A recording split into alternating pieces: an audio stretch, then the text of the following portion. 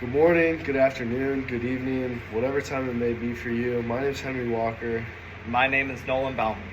and today we're going to talk to you about the Trans-Alaska Pipeline System. We're going to cover a little bit of who was in charge of the project, who was involved throughout the process, what actually this pipeline does, and what were the steps along the way taken to successfully complete it, as well as where it is and how far down it stretches. Along with these points, we're going to introduce who built the pipeline, why exactly the pipeline was built, and how exactly the pipeline was built. So first off, let's start with who and where. Oil was first discovered in Purdue Bay, Alaska in 1968. Then in 1970, Alaska was established to construct, operate, and maintain the 800-mile-long pipeline that was to be built. Before construction could start, a whopping 515 federal and 832 state permits were required to build the pipeline. An additional 465 federal and 403 state notices to proceed were required from the Federal Alaska Office and State Pipeline Coordinator's Office before the pre-construction and surveying could continue and start. After all these permits were obtained, the first step was obviously pre-construction. The pre-construction and surveying was entirely done by local universities in Alaska, including the University of Alaska and Alaska Methodist University. Obviously, they were all under contract by Alaska. The survey itself costed approximately $2.2 million and resulted in the excavation of approximately 330 sites. During this process, approximately 3,500 holes were drilled and 15,000 soil samples were taken of the ground. After all this pre-construction work was done, the first pipes were officially laid on April 29th of 1974. The project was originally a joint venture between Atlantic Pipeline Company, Humble Oil Company, and BP Oil Company. Alaska, the company in control of the project, hired around 2,000 contractors and subcontractors. In total, around 70,000 workers worked on the pipeline during its construction. Women consisted of 10% of this workforce, and out of the 70,000 workers, only around 19,000 were of a minority race.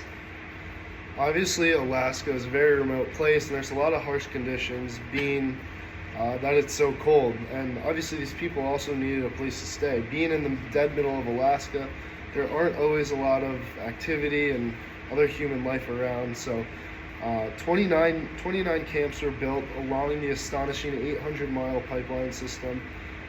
Obviously, some temporary, and they were absolutely necessary for these workers to have a place to stay.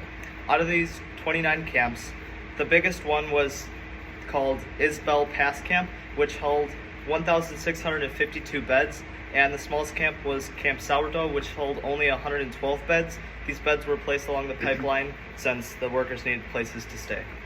Throughout the construction of the project, only 32 workers died. And I say only because in comparison to how large the workforce was of 20,000, I mean, it's a very small number. Now, it might be obvious where the Trans-Alaskan Pipeline System is, but where exactly in Alaska is it?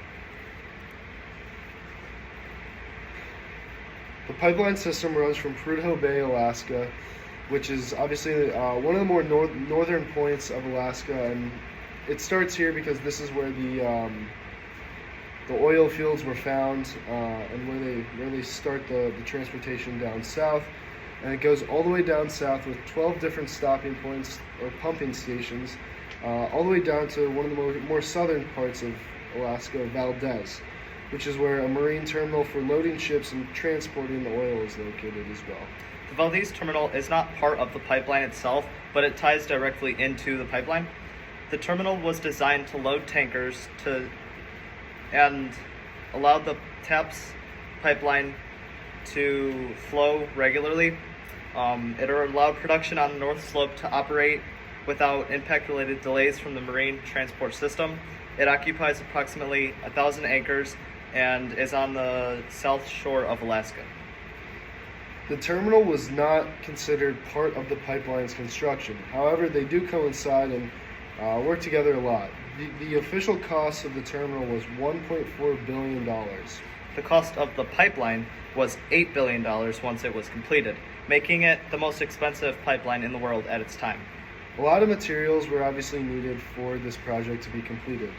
Some of these materials include 73 million cubic yards of gravel, which was used to form the road around, and obviously was part of the pre-construction and the construction leading up, because they needed to build a path where they can access, and even this road today is still used to maintain the pipeline system.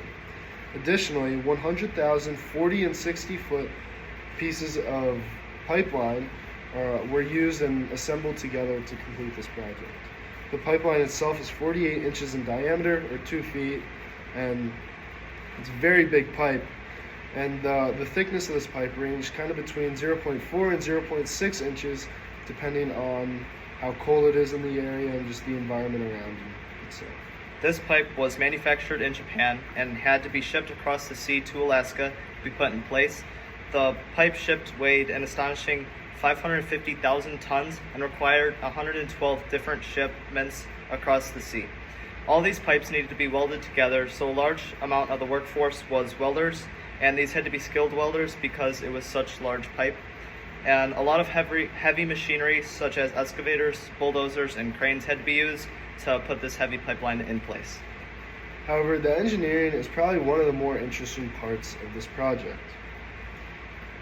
The engineers constructed the pipe in a way so that it can withstand a magnitude of 8.5 earthquake, which is absolutely unbelievable. Additionally, it was designed in a zigzag way that kind of helps shape and counter the stress from earthquakes. And not only this, but there's 14 airfields also engineered around the pipeline, which were temporary and used to drop people off in these different remote locations. And not only this, but there are 13 other bridges that were engineered around the pipeline, along with many roads, again, so that people can continue to maintain to this day the pipeline. An additional 579 animal crossings were also engineered to exist with the pipeline. This was especially important in Alaska because a lot of animals obviously live in Alaska because it's a very undeveloped state. So the animals needed places to cross the pipeline since it stretches from the North Bay to the South Bay, and the engineers figured out a way to do this, especially because a lot of the pipeline runs above ground. Another really interesting part of this pipeline is that primarily it runs underground. 420 miles of this pipeline system goes underground compared to 380 above ground. The reason they did this is because of permafrost. Permafrost is the continuous, it's where the ground in like certain regions are continuously frozen year round, and they constructed them above ground so that the heat from the oil doesn't melt the snow and ruin the integrity and the nature around and the natural environment. It's also important to understand that the pipeline does not flow straight downhill to the Valdez terminal. It crosses many hills and many mountains, and it cuts across many rivers and also many creeks. The pipeline also has many pumps along the pipeline to ensure that the oil moves through. And the original design for the pipeline consisted of 12 pumps, but only 11 were built because the pipeline was fully functional with only 11. There are also many heating terminals around this pipeline. They cover a lot, and they exist above ground. And this is due to keeping the oil from thickening, which during the coldest months of the year, and keep the crude oil in its natural state while keeping the permafrost ground again untouched. And the last piece of the pipe was laid on May 31, 1977, and shortly after, in June 20, 1977, oil started flowing through the pipeline. The pipeline can hold an astonishing 9 million barrels of oil at once. The pipeline was fully used at its full capacity once in 1988 and produced around 2 million barrels in a single day. Today, only around 450,000 barrels of oil are produced daily, which is a significant drop from what was produced once at its max. The pipeline today has proved to be a very beneficial thing for Alaska's economy. It provided a ton of jobs, especially during the construction phases, and it has made the government a lot of money as well. But also the residents of Alaska has income as well. The pipeline also received the abbreviation of TAPS or TAPS and is often called by this instead of the lengthy name. This pipeline was the first of its kind to be built. This pipeline shows that construction, engineering, and design can come together to build astonishing projects such as this pipeline. Because of this pipeline, we know how to build better pipelines today, and around the world we can construct many things into these pipelines, such as how they can survive natural disasters like earthquakes. Another very important thing to note is that at the time this was one of the largest private construction projects and the most expensive private construction project. Thank you for listening to our presentation today. We used several sources to get the information from this project. These sources included AlaskiaPipe.com, the American Oil and Gas Historical Society, www.blm.gov, and ConocoPhillips Alaska. Thank you for listening. Thank you.